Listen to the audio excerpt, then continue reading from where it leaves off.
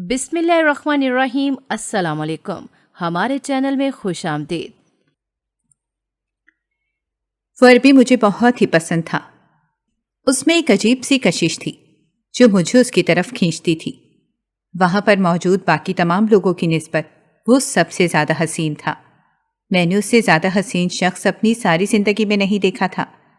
اسی وجہ سے جب اس نے مجھے شادی کی آفر کی تو میں بغیر کسی ضد کے، بغیر کسی شرط کے اس سے شادی پر راضی ہو گئی۔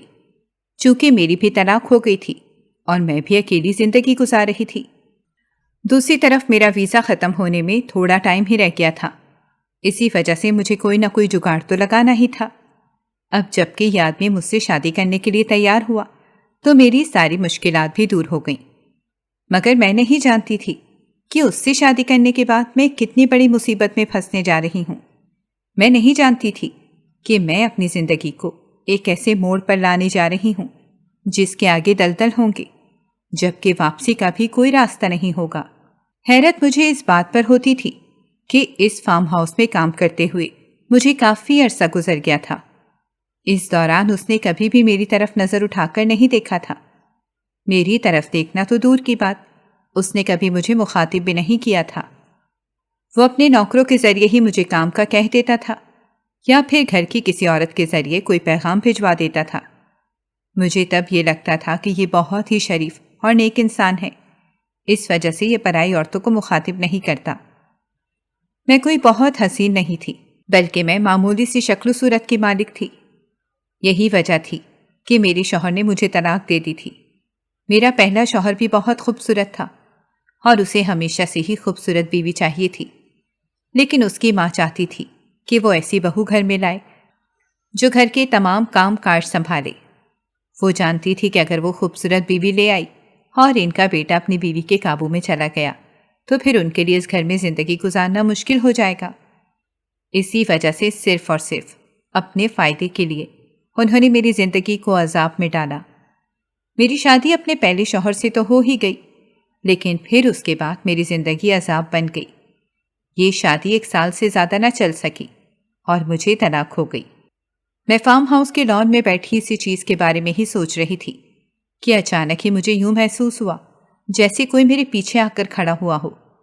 پلٹ کر دیکھا تو وہاں وہی خوبصورت نوجوان کھڑا تھا جو مسکراتے ہوئے مجھے دیکھ رہا تھا۔ اس کے چہروں پر بچوں جیسی معصومیت تھی اور وہ اس وقت بہت ہی خوش لگ رہا تھا۔ اسے خوش دیکھ کر میرے چہرے پر بھی مسکان پھیل گئی۔ میں نے اس سے پوچھا، خیریت تو ہے؟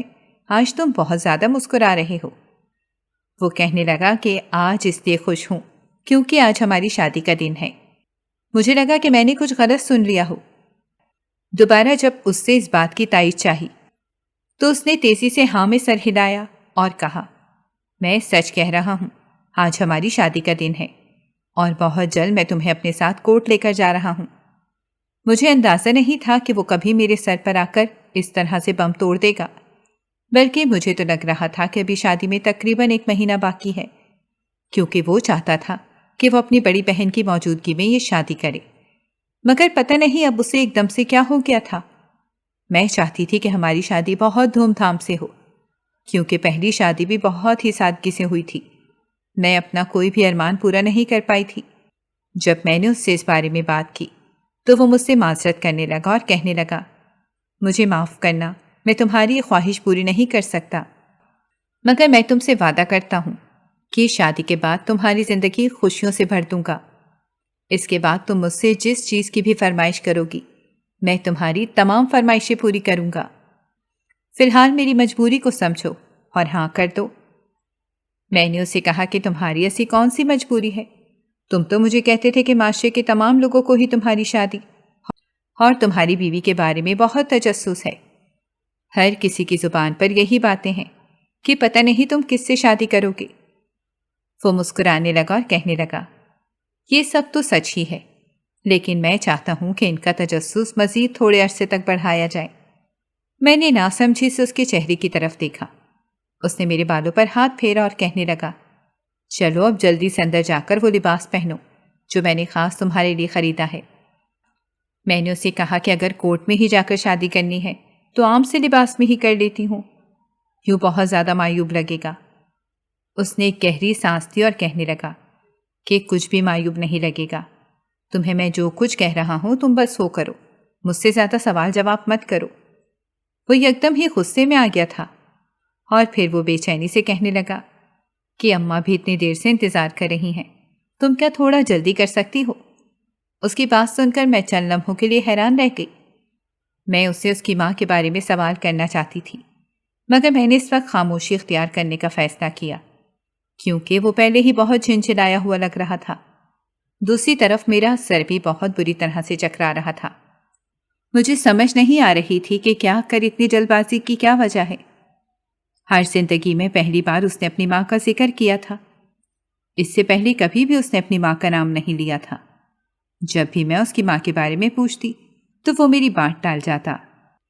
تھوڑی دیر بعد نوکرانی وہاں پر آئی اور مجھے ساتھ لے کر کمرے میں چلی گئی. وہاں پر ایک لال رنگ کا جوڑا تھا. وہ بہت ہی بھاری جوڑا تھا اور بہت ہی خوبصورت تھا. اس طرح کا جوڑا میں نے ہمیشہ ہی اپنے خوابوں میں دیکھا تھا اور میری ہمیشہ سے ہی خواہش تھی کہ میں اپنی شادی پر اس طرح کا ہی جوڑا پہنوں. مگر ہمیشہ ہی پیسے کم ہونے کی وجہ سے میں کبھی بھی اپنی خواہش پوری نہیں کر پائی. میں بچوں کی طرح اس جوڑے کو دیکھ کر خوش ہونے لگی.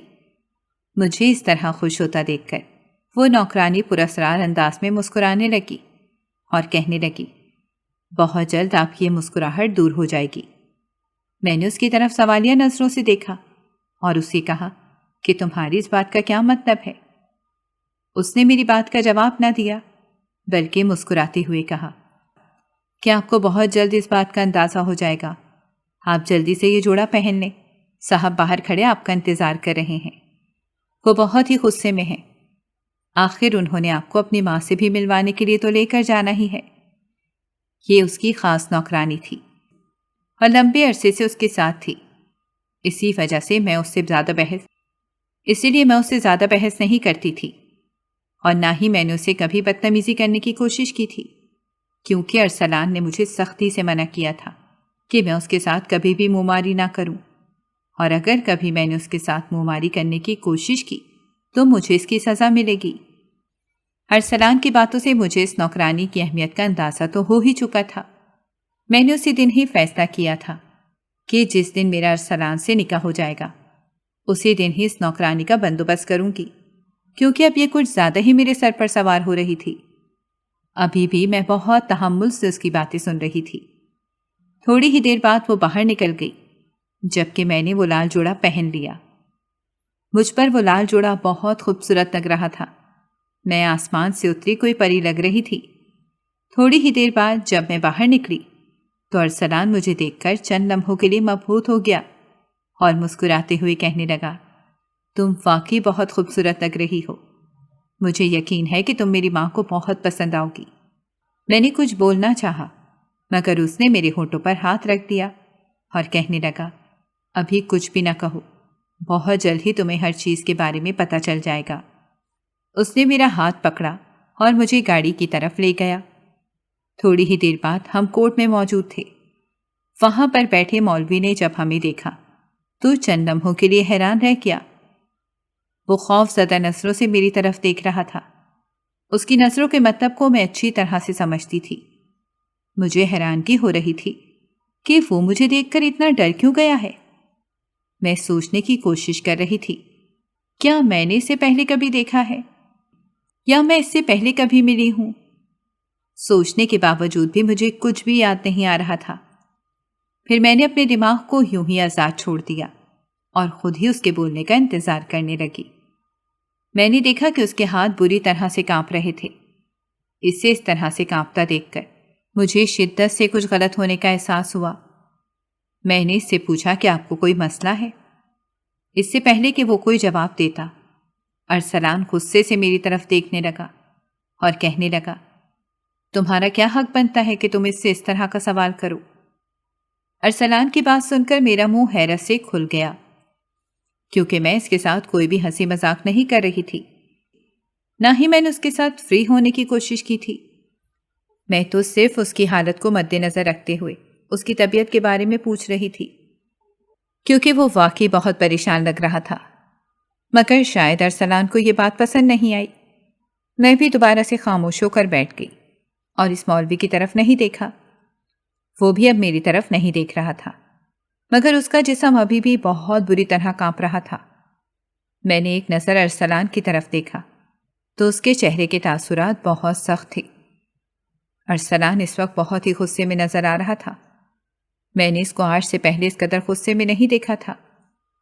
تھوڑی دیر بعد جب ہمارا نکاح ہو گیا تو وہ ہمیں مبارکباد دینے لگا۔ ارسلان نے مجھے اس وقت کمرے سے باہر نکلنے کا کہا۔ میں نے ناسمجھی سے ارسلان کی طرف دیکھا۔ اس وقت کمرے سے باہر نکلنا مجھے مناسب نہیں لگ رہا تھا، کیونکہ میں دلہن کے لباس میں موجود تھی اور باہر بہت سارے لوگ تھے۔ نہ جانے وہ مجھے اکیلا دیکھ کر کیا سوچتے، مگر ارسلان کو دیکھ کر یوں لگ رہا تھا جیسے وہ میرا کوئی بھی بہانہ نہیں سننا چاہتا اور نہ ہی وہ میری کوئی بھی بات سننے کے لیے تیار ہے۔ یوں مجبور ہو کر میں کمرے سے باہر نکل آئی۔ جب میں وہاں سے نکلی تو آخری بات جو مجھے سنائی دی وہ یہی تھی کہ ارسلان اس شخص کو دھمکی دے رہا تھا اور اسے کہہ رہا تھا کہ اگلی بار اگر تم نے اس طرح کانپنے کی غلطی کی تو میں تمہیں بھی کاٹ کر پھینک دوں گا۔ یہ کہہ کر ارسلان نے کرسی کو زور سے ٹھوکر ماری اور تیزی سے باہر آ گیا۔ میں وہیں دروازے پر ہی کھڑی تھی۔ مجھے وہاں پر کھڑا دیکھ کر اس کا چہرہ یکدم ہی لال ہو گیا۔ وہ مجھے ڈانٹتے ہوئے کہنے لگا، میں نے تمہیں یہاں سے باہر نکل کر انتظار کرنے کا کہا تھا، تم دروازے میں کیوں کھڑی ہو گئیں؟ لگتا ہے کہ تمہیں میری ایک بار کہی ہوئی بات سمجھ میں نہیں آتی۔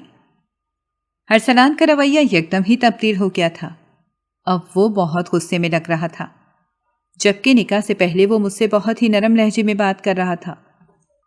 اس کا لہجہ دیکھ کر میری آنکھوں میں آنسو آ گئے۔ مجھے شدت سے اپنی غلطی کا احساس ہو رہا تھا۔ یوں لگ رہا تھا جیسے ارسلان سے شادی کر کے میں نے اپنی زندگی کو بہت بڑی مشکل میں ڈال دیا ہے۔ پیسے اور تحفظ کے لالچ میں نے اس سے شادی تو کر لی تھی، مگر اب مجھے لگ رہا تھا کہ یہ میری زندگی کی سب سے بڑی غلطی ثابت ہونے جا رہی ہے۔ جب میں ارسلان کے ساتھ وہاں سے نکل رہی تھی تو مجھے یوں محسوس ہوا جیسے کوئی ہمارا پیچھا کر رہا ہو۔ پلٹ کر دیکھا تو وہاں پر ایک لڑکا کھڑا تھا جس نے ٹوپی پہنی ہوئی تھی اور اس کا چہرہ چھپا ہوا تھا۔ میں نے ارسلان سے اس بارے میں بات کرنے کا فیصلہ کیا، مگر پھر یہ سوچ کر خاموش ہو گئی کہ کہیں ایسا نہ ہو کہ ارسلان میری یہ بات بری منا جائے۔ اسی وجہ سے میں خاموشی سے اس کے ساتھ چلتی جا رہی تھی، مگر وہ شخص مجھے مسلسل اپنے پیچھے آتا ہوا محسوس ہو رہا تھا۔ مجھے فارم ہاؤس میں رہنے کے بجائے ارسلان نے کہا کہ تمہیں میں قبرستان لے کر جاؤں گا۔ اس کی بات سن کر میں نے ناسمجھی سے اس کی طرف دیکھا۔ نہ جانے وہ میرے ساتھ کیا کرنے والا تھا۔ میرے پورے وجود میں خوف کی لہر دوڑ گئی۔ میرا جسم ڈر کی وجہ سے کانپ رہا تھا۔ مجھے اس طرح سے کانپتا دیکھ کر ارسلان مسکرانے لگا اور کہنے لگا، کیا ہو گیا ہے یار؟ لگتا ہے کہ تم میں بھی اس مولوی کی روح آ گئی ہے۔ میں نے اسے کہا کہ مجھے تم سے بہت ڈر لگ رہا ہے۔ میری بات سن کر وہ مسکرانے لگا اور کہنے لگا، ابھی تو کچھ ہوا ہی نہیں ہے جو تم اتنا گھبرا رہی ہو۔ قبرستان کے سامنے جا کر اس نے گاڑی روک دی۔ اس نے مجھے گاڑی سے اترنے کا کہا، مگر میرا دل نہیں مان رہا تھا۔ اس کے چہرے پر دوبارہ سے غصے کے تاثرات نمودار ہو گئے۔ اس نے میرا ہاتھ پکڑا اور زور سے کھینچتے ہوئے گاڑی سے باہر نکالا۔ پھر وہ مجھے اپنے ساتھ گھسیٹتے ہوئے لے کر جا رہا تھا۔ میرے سارے کپڑے خراب ہو رہے تھے، اس کے ساتھ ساتھ میرے پاؤں بھی زخمی ہو رہے تھے، مگر اسے اس چیز سے کوئی فرق ہی نہیں پڑ رہا تھا۔ یوں لگ رہا تھا جیسے وہ اس وقت بہت غصے میں ہو۔ اس وقت میرے ذہن میں نوکرانی کی باتیں بھی گھوم رہی تھیں، جس نے مجھے خبردار کیا تھا اور کہا تھا کہ کچھ بھی ہو جائے تم نے اس شخص سے شادی نہیں کرنی۔ اگر اس شخص سے شادی کر لی تو تم اپنے ساتھ بہت بڑی زیادتی کرو گی۔ تب اس کی باتیں سن کر میں نے مذاق میں اڑا دی تھی اور یہی سوچا تھا کہ یہ مجھ سے جل رہی ہے اور یہ نہیں چاہتی کہ میری ایک اچھے انسان سے شادی ہو جائے، اسی وجہ سے یہ مجھے منع کر رہی ہے۔ مگر اب مجھے سب لوگ ہی ٹھیک لگ رہے تھے اور اس وقت میں ہی خود کو غلط لگ رہی تھی۔ تھوڑی ہی دیر بعد وہ مجھے قبرستان کے ایک ایسے حصے میں لے گیا کہ جہاں کا منظر دیکھ کر مجھے لگا کہ میرے قدموں کے نیچے سے زمین نکل گئی ہو۔ میں اگلی سانس نہیں لے پائی، کیونکہ وہاں پر میری ماں نے میری شادی پیسوں کے لالچ میں بہت کم عمری میں ہی کر دی تھی اور جس عورت کو اس نے بیایا تھا وہ عورت بھی بہت لالچی تھی۔ وہ ایسی بہو چاہتی تھی جو صرف اور صرف اس کا حکم مانے اور ہمیشہ ہی اس کی مرضی کے مطابق چلے۔ وہ یہ بھی چاہتی تھی کہ اس کی بہو کم عمر ہو تاکہ وہ اس کے سامنے کبھی بھی زبان نہ لڑا سکے اور نہ ہی اپنی چالاکیوں کی وجہ سے گھر میں کوئی طوفان کھڑا کر سکے۔ اس کے علاوہ اس کی جو تیسری فرمائش تھی وہ یہ تھی کہ بہو عام شکل و صورت کی مالک ہو تاکہ اس کا بیٹا بھی اس کے ہاتھ سے نہ نکلے۔ انہی خصوصیات کو مد نظر رکھ کر وہ اپنے بیٹے کے لیے لڑکی ڈھونڈنے کے لیے نکلی اور پھر اس کی تلاش مجھ پر آ کر ختم ہو گئی۔ جب مجھے اس بارے میں پتہ چلا کہ میرا شوہر 33 برس کا ہے تو مجھے بہت عجیب لگا۔ میں نے اماں سے جب اس بارے میں بات کی کہ میں اتنی بڑی عمر کے مرد سے شادی نہیں کر سکتی تو اماں نے میرے چہرے پر زوردار تھپڑ مارا اور مجھے کہنے لگی کہ خبردار جو تم نے میرے سامنے زبان درازی کرنے کی کوشش کی، شکر کرو کہ تمہیں اتنا امیر شخص مل رہا ہے۔ ارے ایسے لوگوں سے شادی کرنے کے لیے لڑکیاں مرتی ہیں۔ امی کا دو ٹوک انداز دیکھ کر مجھے اس بات کا تو اندازہ ہو گیا تھا کہ انکار کی تو کوئی صورت ہے ہی نہیں۔ اب مجھے اس سے شادی کرنی ہی پڑے گی۔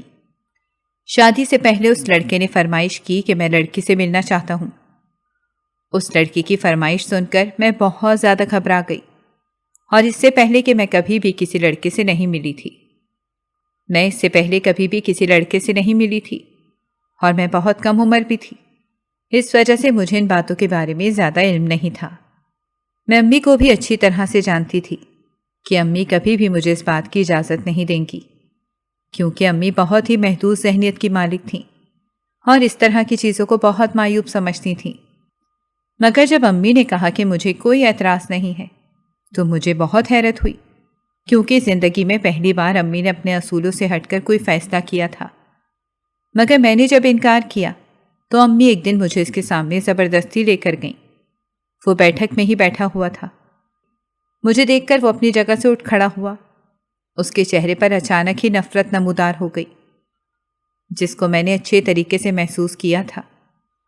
پہلے وہ کافی مطمئن نظر آ رہا تھا، لیکن اب وہ بے چین ہو گیا۔ وہ میری امی سے کہنے لگا، میں نے اس سے تنہائی میں کچھ بات کرنی ہے۔ امی مسکراتے ہوئے کمرے سے نکل گئیں۔ اب وہ میری طرف متوجہ ہوا اور مجھے کہنے لگا، دیکھو، مجھے اندازہ ہے کہ تم اس شادی کے لیے بہت خوش ہو، بلکہ اگر تمہاری جگہ کوئی بھی لڑکی ہوتی تو وہ بہت خوش ہوتی، مگر میں شادی سے بالکل بھی خوش نہیں ہوں۔ اس کی بات سن کر مجھے لگا کہ میرے قدموں کے نیچے سے زمین نکل گئی ہو۔ میں نے بے یقین سے اس کے چہرے کی طرف دیکھا، جہاں پر اس وقت سنجیدگی پھیلی ہوئی تھی، اور وہ بہت ہی غصے سے میری طرف دیکھ رہا تھا۔ اب وہ سر سے پاؤں تک مجھے گھور رہا تھا۔ پھر وہ کہنے لگا کہ تم بالکل بھی میرے معیار پر پورا نہیں اتر رہی۔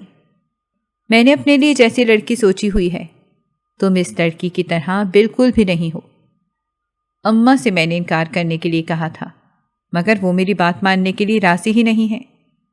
انہوں نے مجھے کہا ہوا ہے کہ وہ تمہاری ماں کو زبان دے چکی ہیں، اور ہمارے خاندان کی ایک روایت ہے کہ جب ہم کسی کو زبان دے دیں تو مر جاتے ہیں، مگر اپنی زبان سے نہیں مکرتے۔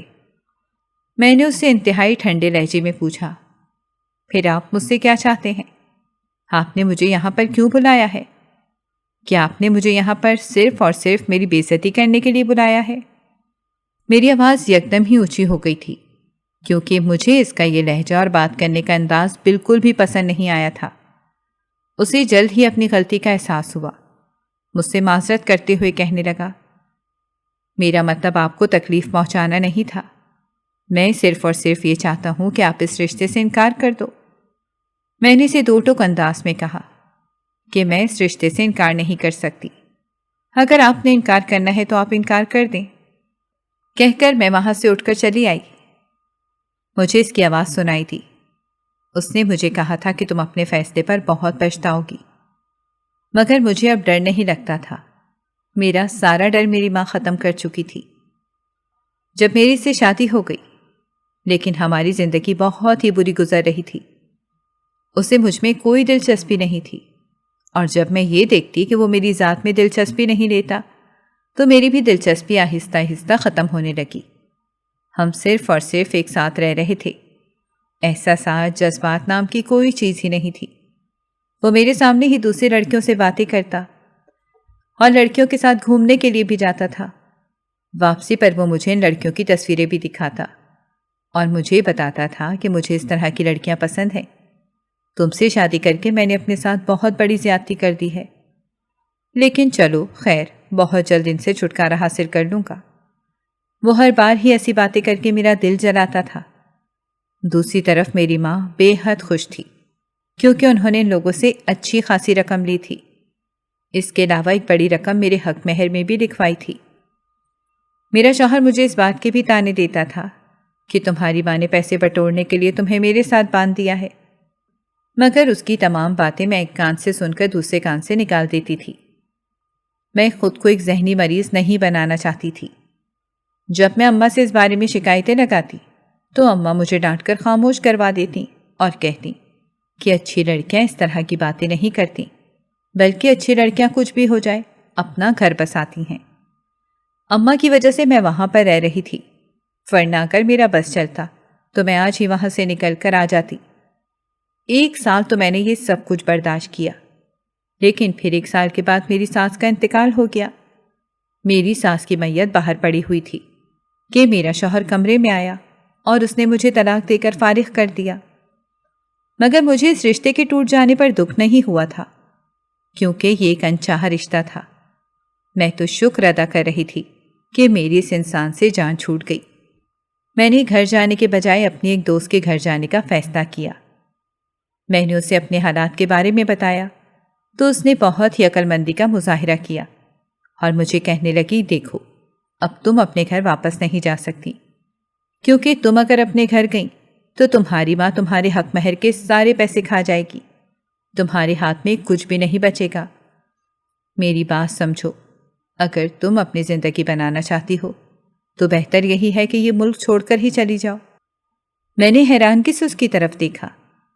میں آج سے پہلے کبھی دوسرے شہر نہیں گئی تھی، دوسرے ملک جانا تو دور کی بات۔ وہ مجھے سمجھانے لگی اور کہنے لگی، دیکھو دوسرے ملک میں میرا ایک کزن رہتا ہے اور وہاں پر اس نے مجھے ایک آدمی کے بارے میں بتایا ہے جس کے اپنے بہت سارے فارم ہاؤس ہیں، اور اس فارم ہاؤس میں اسے کچھ عورتوں کی ضرورت ہے۔ میں نے اس سے پوچھا کہ عورتوں کا کیا کام ہوگا؟ اس نے میرے سر پر تھپڑ مارا اور مجھے کہنے لگی، ظاہر سی بات ہے وہاں پر صفائی ستھرائی ہی کرنی ہوگی، اسی لیے بہتر یہی ہے کہ تم وہاں پر چلی جاؤ۔ مجھے اپنی دوست کی بات بری نہیں لگی تھی، دوسری طرف مجھے اس پر بہت زیادہ یقین تھا۔ مجھے پتا تھا کہ وہ کوئی بھی فیصلہ نہیں کرے گی جو میرے حق میں غلط ثابت ہو۔ اسی وجہ سے اس کی بات مان کر میں شارجہ چلی گئی۔ یہاں پر آ کر مجھے واقعی اس کے کزن کے توسط سے ایک فارم ہاؤس میں نوکری مل گئی۔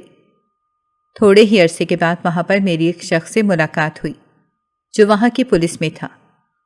اس شخص نے مجھ سے اپنی پسند کا اظہار کیا، لیکن میں نے سختی سے انکار کر دیا، کیونکہ میری کزن نے مجھے سختی سے منع کیا تھا کہ کچھ بھی ہو جائے وہاں پر کسی بھی شخص سے تم نے تعلق نہیں رکھنا اور نہ ہی کسی بھی قسم کی بات کرنے کی کوشش کرنی ہے، کیونکہ وہاں کے لوگ بہت تیز ہوتے ہیں۔ چونکہ میں نئی نئی تھی، اسی وجہ سے میں نے بھی اس شخص کو سختی سے منع کر دیا، مگر میں دیکھتی تھی کہ اکثر ہی وہ میرا پیچھا کرتا تھا اور جہاں پر بھی میں جاتی تھی وہ وہاں پر جا کر بیٹھ جاتا تھا اور مجھے دیکھنے لگتا تھا۔ 2-3 بار اس نے مجھ سے بات کرنے کی کوشش کی۔ جب بھی وہ مجھ سے بات کرتا وہ مجھے یہی کہتا کہ تم یہ نوکری چھوڑ دو اور کسی اچھی جگہ پر چلی جاؤ، میں نہیں چاہتا کہ تم کسی بھی قسم کی تکلیف اٹھاؤ۔ اس کی بات میں ایک کان سے سن کر دوسرے کان سے نکال دیتی تھی، کیونکہ مجھے اس طرح کی باتوں کی عادت ہو گئی تھی۔ میں جانتی تھی کہ ہر انسان ہی یہی چاہتا ہے کہ اس کا ہی بھلا ہو۔